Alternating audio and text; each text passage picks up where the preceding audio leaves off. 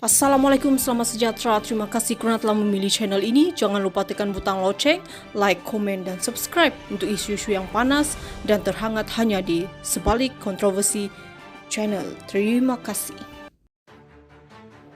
Zuraida Kamarudin berharap dapat mengekalkan jawatannya walaupun pada 26 Mei lalu, Menteri Perusahaan Perladangan dan Komoditi itu berkata akan membincangkan perletakan jawatan dengan Perdana Menteri selepas mengumumkan keluar bersatu untuk menyertai Parti Bangsa Malaysia. Mengakui mengharapkan kabar baik dalam perjumpaan dijadualkan dengan Ismail Sabri Yaakob beberapa hari lagi, ahli Parlimen Ampang itu berkata harapannya adalah untuk menyelesaikan segala program dan perancangan kementerian diterajuinya. Zuraida dilantik sebagai anggota Jemaah Negeri pada 27 Ogos 2021 ketika bersama bersatu sebelum mengumumkan keluar parti itu pada 26 Mei untuk menyertai PBM dan kemudiannya diumumkan sebagai pengganti presiden atau bakal presiden PBM pada 8 Jun. Perdana Menteri sudah umumkan, satu dunia sudah tahu, saya berharap berita baik. Ia kekal jawatan itu untuk menghabiskan program atau perancangan yang telah saya mulakan untuk menstabilkan negara, katanya menurut laporan Berita Harian. Kamis lalu media melaporkan Ismail akan bertemu Zuraida minggu ini bagi membincangkan kedudukan bekas ketua wanita PKR itu dalam Jemaah Menteri. Menyusul kemudian kenyataan Presiden Bersatu Muhyiddin Yassin yang beliau sudah berhubung dengan Perdana Menteri untuk membincangkan kedudukan ahli Parlimen Ampang berkenaan sebagai anggota Jemaah Menteri. Muhyiddin berpandangan Menteri berkenaan perlu diganti kerana jawatan disandangnya kini adalah atas Kota Bersatu, namun menyerahkan kepada Ismail untuk membuat keputusan kerana itu hak Perdana Menteri. Terdahulu Presiden PBM Larry meminta Ismail menimbang mengekalkan Zuraida memegang portfolionya kerana ahli Parlimen Ampang itu menunjukkan prestasi memberansangkan sepanjang menjalankan tanggungjawabnya sebagai menteri.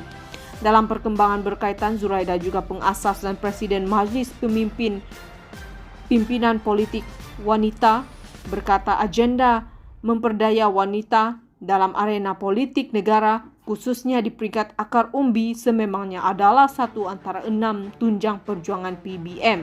Secara keseluruhan kini semua pihak yang berkecimpung dalam politik mempunyai peluang cerah untuk mendapatkan sokongan, semua ada peluang. Ia berkaitan bagaimana kita merancang pendekatan politik kita dalam mendapatkan sokongan pengundi.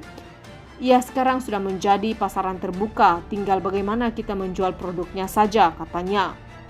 Tiada sebab untuk Perdana Menteri Datuk Seri Ismail Sabri Yaakob mengekalkan ahli Parlimen Ampang Datuk Zuraida Kamarudin dalam kabinetnya dengan mengambil kota yang ditetapkan kepada Bersatu. Ketua Bahagian Bersatu Ampang Muhammad Isa Muhammad Saidi berkata jika Ismail Sabri mahu mengekalkan Zuraida, beliau perlu mengambil salah satu kota menteri daripada UMNO. Menurutnya, Zuraida sebenarnya tiada prinsip kerana dahulu beliau antara yang kuat mengkritik pimpinan Presiden UMNO Datuk Seri Zahid Hamidi dan bekas Perdana Menteri Datuk Seri Najib Razak. Tapi kini Zuraida berlutut kepada UMNO dan Barisan Nasional demi mencari talian hayat. Nampaknya Zuraida langsung tidak ada rasa malu untuk menjilat ludah sendiri demi mengekalkan pangkat dan harta. Tak ada sebab untuk Perdana Menteri mengekalkan Zuraida dengan mencuri Kota Bersatu. Jika Perdana Menteri mahu memberi talian hayat kepada Zuraida, beliau perlu menggugurkan salah seorang menteri daripada Kota UMNO, katanya dalam satu kenyataan hari ini. Beliau berkata demikian ketika mengulas kenyataan Zuraida hari ini yang berharap pertemuan dengan Ismail Sabri nanti akan memberi hasil yang baik, sekurang-kurangnya dapat kekal menjadi menteri. Menteri Perusahaan Perladangan dan Komoditi itu berkata masih menunggu tarikh untuk berjumpa Ismail Sabri dan berharap jawatan sebagai menteri dapat dikekalkan bagi meneruskan semua perancangan kementerian yang diterajuinya dapat disempurnakannya. Sekian berita dari Di Sebalik Kontroversi. Jumpa di isu seterusnya. Jangan lupa tekan butang like, komen dan subscribe.